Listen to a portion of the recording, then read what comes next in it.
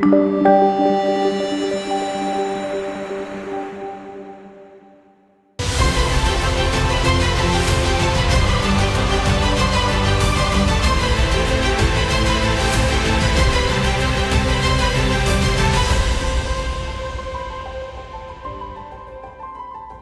friends. This is Pete Birkeland. I will be reading today from the book of Job, starting in chapter 9. Then Job answered, "Truly I know that is so, but how can man be just with God? If he is pleased to contend with him, he can't answer him 1 time in 1,000. God is wise in heart and mighty in strength. Who has hardened himself against him and prospered? He removes the mountains, and they don't know it. When he overturns them in his anger, he stakes the earth out of its place. Its pillars tremble. He commands the sun, and it doesn't rise, and he seals up the stars. He alone stretches out the heavens and treads on the waves of the sea. He makes the Bear, Orion, and the Pleiades, and the rooms of the south.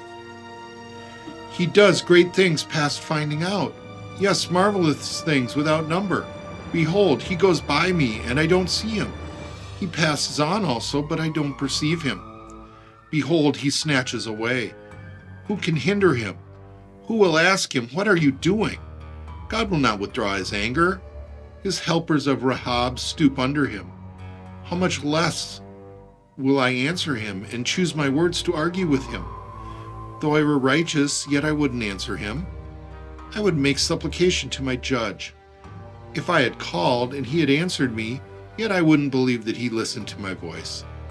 For he breaks me with a storm and multiplies my wounds without cause.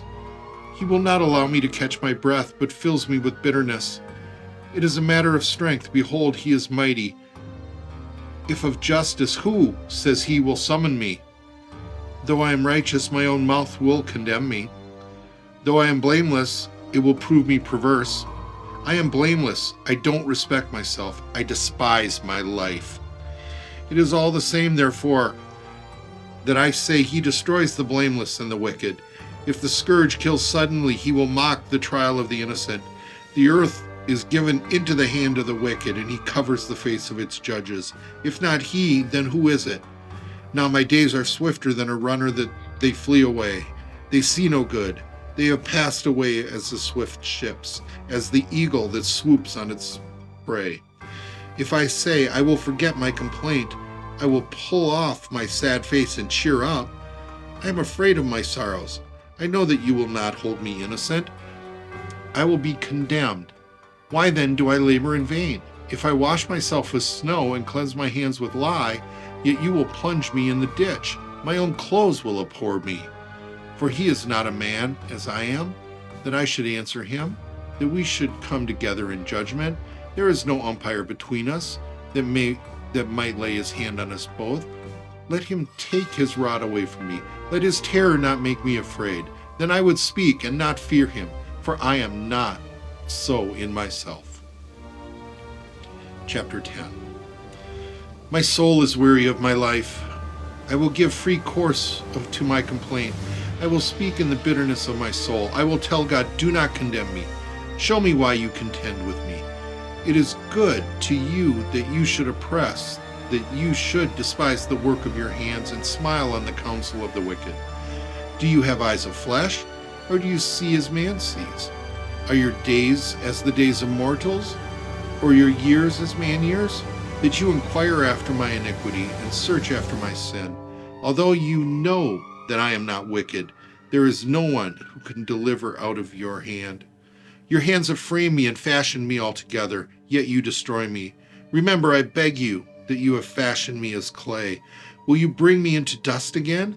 Haven't you poured me out like milk and curdled me like cheese? You have clothed me with skin and flesh and knit me together with bones and sinew. You have granted me life and loving kindness. Your visitation has preserved my spirit, yet you hid these things in your heart. I know that this is you with you. If I sin, then you mark me. You will not acquit me from my iniquity. If I am wicked, woe to me. If I am righteous, I still will not lift up my head and being filled with disgrace and conscious of my affliction. If my head is held high, you hunt me like a lion, and you show yourself powerful to me. You renew your witness against me and increase your indignation with me. Changes in warfare are with me. Why then have you brought me out of the womb? I wish I had given up the spirit and no eye had seen me. I should have been as though I had not been. I should have been carried from the womb to the grave. Aren't my days few? Stop.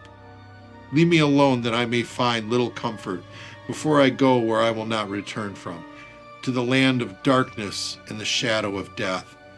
The land dark as midnight, of the shadow of death, without any order, where the light is as midnight. Chapter 11. Then Zophar, the Naamathite, answered, Shouldn't the multitude of the words be answered? Should a man full of talk be justified? Should your boastings make men hold their peace? When you mock, will no man make you ashamed? For you say, my doctrine is pure, I am clean in your eyes. But oh, that God would speak and open his lips against you, that he would show you the secrets of wisdom. For true wisdom has two sides. Know therefore that God exacts of you less than your iniquity deserves. Can you fathom the mystery of God? Can you probe the limits of the Almighty? They are high as heaven. What can you do? They are deeper than Sheol. What can you know? Its measure is longer than the earth and broader than the sea. If he passes by or convenes a court, then who can oppose him? For he knows false men. He sees iniquity also, even though he doesn't consider it. An empty-headed man becomes wise when a man is born as a wild donkey's colt. If you set your heart aright, stretch out your hands toward him. If iniquity is in your hand, put it far away. Don't let unrighteousness dwell in your tents. Surely then you will lift up your face without spot. Then you will be steadfast and will not fear. For you will forget your misery. You will remember it like waters that have passed away. Life will be clearer than noonday. Though there is darkness, it will be as the morning. You will be secure because there is hope. Yes, you will search and will take your rest in safety. Also, you will lie down and no one will make you afraid. Yes, many will court your favor, but the eyes of the wicked will fail. They will have no way to flee. Their hopes will be giving up of the spirit. Chapter 12. Then Job answered, No doubt, but you are the people, and wisdom will die with you. But I have the understanding as well as you. I am not inferior to you. Yes, who doesn't know such things as these? I am like one who is a joke to his neighbor. I, who called on God, and he answered. The just, the blameless man is a joke. In the thought of him who is at ease, there is contempt for misfortune. It is ready for them whose foot slips. The tents of robbers prosper. Those who provoke God are secure, who carry their God in their hands. But ask the animals now, and they will teach you. The birds of the sky, and they will tell you. Or speak to the earth, and it will teach you. The fish of the sea will declare to you. Who doesn't know that in all these Yahweh's hand has done this? In whose hand is the life of every living thing and the breath of all mankind? Even as the palate tastes its food, with aged men is wisdom, in length of days understanding. With God is wisdom and might. He has counsel and understanding. Behold, he breaks down, and it can't be built again. He imprisons a man, and there can be no release. Behold, he withholds the waters, and they dry up. Again, he sends them out, and they overturn the earth. With him is strength and wisdom. The deceived and the deceiver are his. He leads counselors away stripped. He makes judges fools. He loosens the bonds of kings. He binds their waist with a belt. He leads priests away stripped and overthrows the mighty. He removes the speech of those who are trusted and takes away the understanding of the elders. He pours contempt on princes and loosens the belt of the strong. He uncovers deep things out of darkness and brings to light the shadows of death. He increases the nations and he destroys them. He enlarges nations and he leads them captive. He takes away understanding from the chiefs of the people of the earth and causes them to wander in a wilderness where there is no way. They grope in the dark without light. He makes them stagger like a drunken man. Chapter 13. Behold, my eye has seen all this, my ear has heard and understood it. What you know, I also know. I am not inferior to you. Surely I would speak to the Almighty. I desire to reason with God. But you are forgers of lies. You are all physicians of no value. Oh, that you would be completely silent. Then you would be wise. Hear now my reasoning. I listen to the pleadings of my lips. Will you speak unrighteously for God and talk deceitfully for him? Will you show partiality to him? Will you contend for God?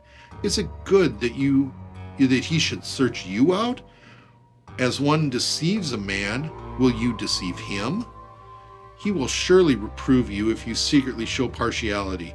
Won't his majesty make you afraid and his dread fall on you? Your memorable sayings are proverbs of ashes. Your defenses are defenses of clay. Be silent. Leave me alone that I may speak. Let come on me what will. Why should I take my flesh in my teeth and put my life in my hand? Behold, he will kill me. I have no hope. Nevertheless, I will maintain my ways before him. This also will be my salvation, that a godless man will not come before him. Listen carefully to my speech. Let my declaration be in your ears. See now, I have set my cause in order. I know that I am righteous. For who is he who will contend with me? For then I will hold my peace and give up the spirit. Only don't do two things to me, then I will not hide myself from your face. Withdraw your hand from me, and don't let your terror make me afraid. Then call, and I will answer. Or let me speak, and you answer me.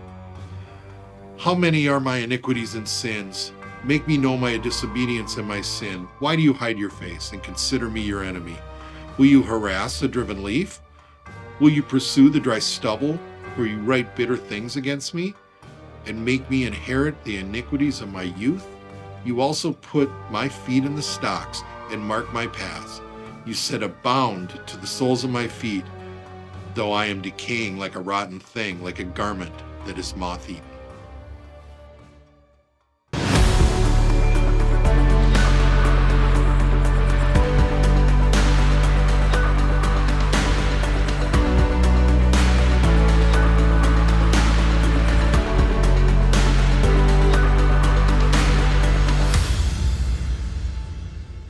Hello, my friend. Welcome to Fear into Faith Global Bible Revival, where we are on a mission to get 1 million people to read the Word of God. Don't you want to see a Bible revival, my friend?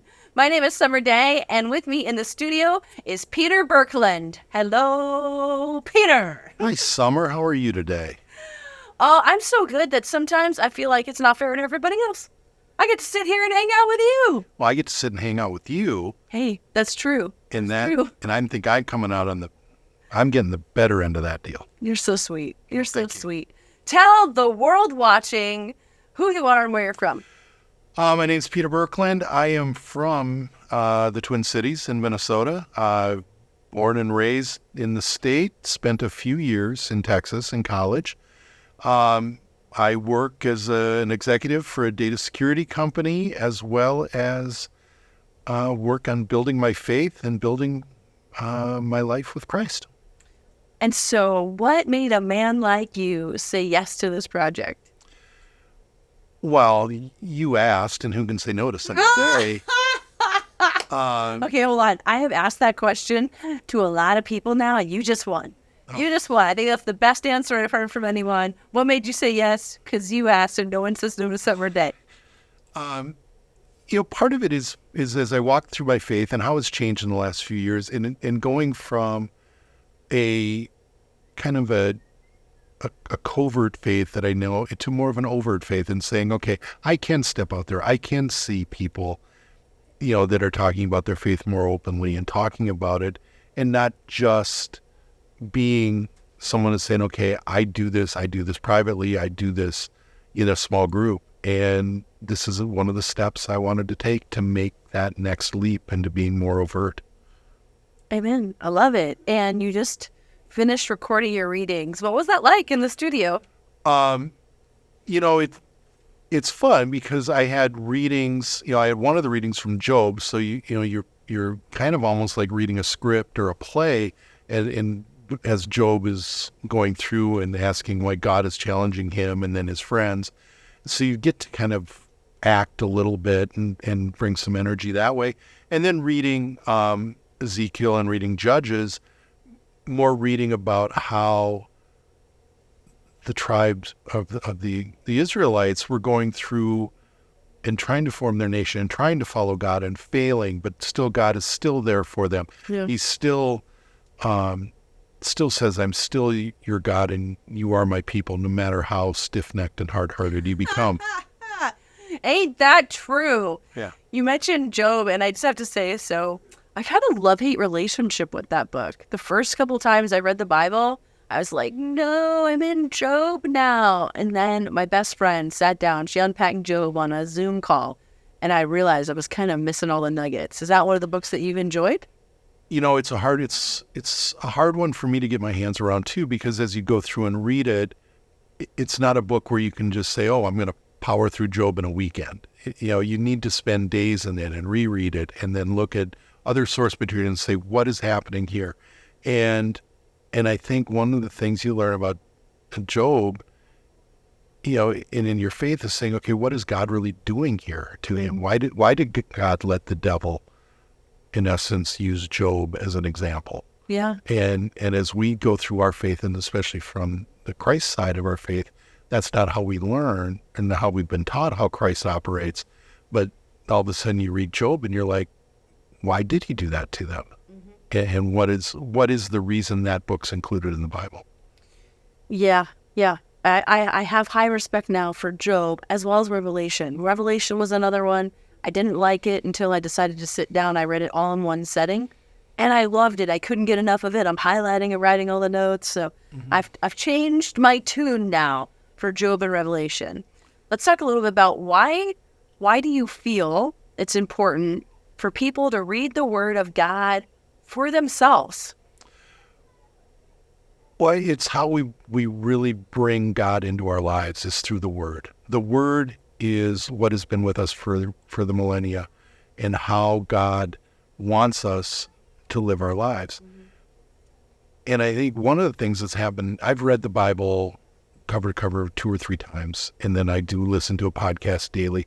But one of the things I'm starting to get now in my 4th or 5th time through it is starting to all of a sudden understand how it relates and how incorporating the stories as we read in the Old Testament, as we've started the readings, and into the New Testament of saying, okay, now I know how to bring that into my life. And you can't do that unless you really immerse yourself in the Word, take your time, not just push play while you're on the treadmill and saying, I'm reading the Bible, but really delve into, okay, what's going on here? What's being told? What is God trying to get across to me?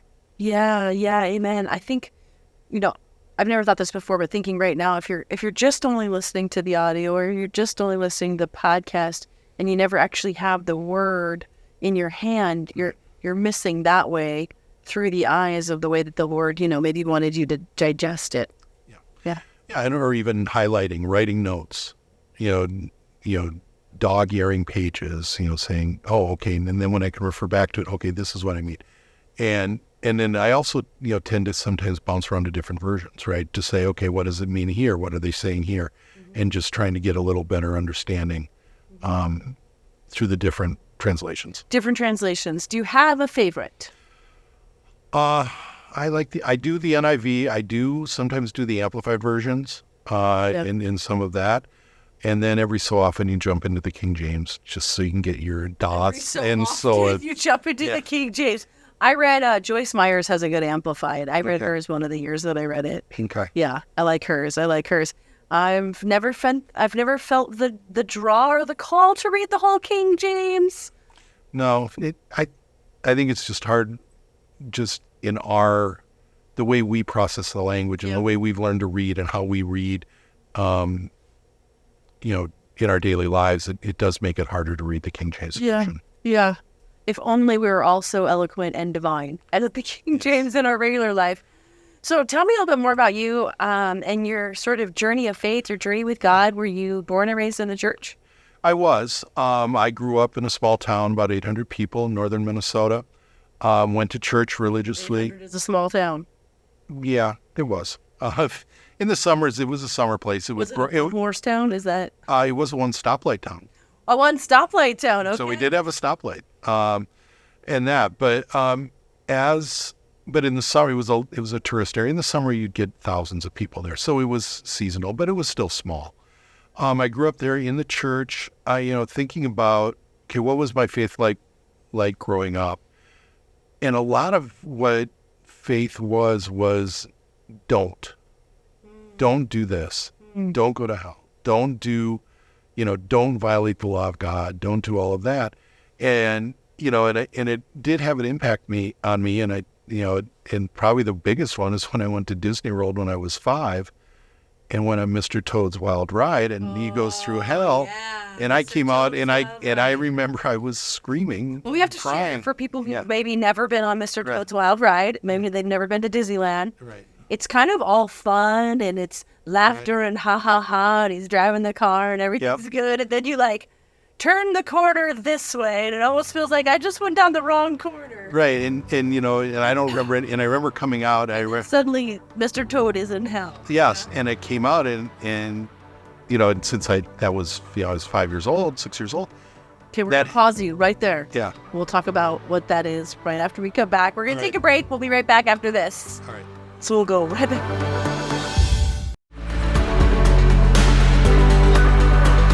Hello, my friend. We're back with Peter Birkeland, and you're telling us about how you went on Mr. Toad's Wild Ride, which is happy and go lucky, and then suddenly, and then Mr. Toad goes to hell, and it's actually pretty crazy. And then the ride kind of ends. It ends pretty quick after that. Yeah, and you're sent right out, and you come out, and I remember, Oh, I have to tell you this. Yeah. I'm sorry. No. We used to play jokes on people. I'm just remembering this now. Okay. Our favorite thing was when we had friends, because I lived in California. I lived 45 minutes from Disneyland. I went to Disneyland at least probably 25, 50 times before I graduated college.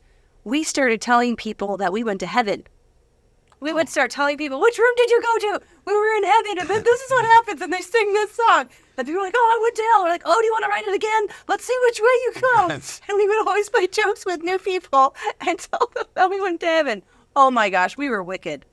We were wicked children. That's what we used to do to people all the time. Is take them on Toad's Wild Ride, but tell them that our car went to heaven, which doesn't happen. Okay, so back to your story. Okay, so now let me process that. I gotta probably So as you came out of the ride, I remember, I was 5 years old, and I'm screaming, and there's people laughing, and that. But I know. Yeah, they oh, look at you, scared him.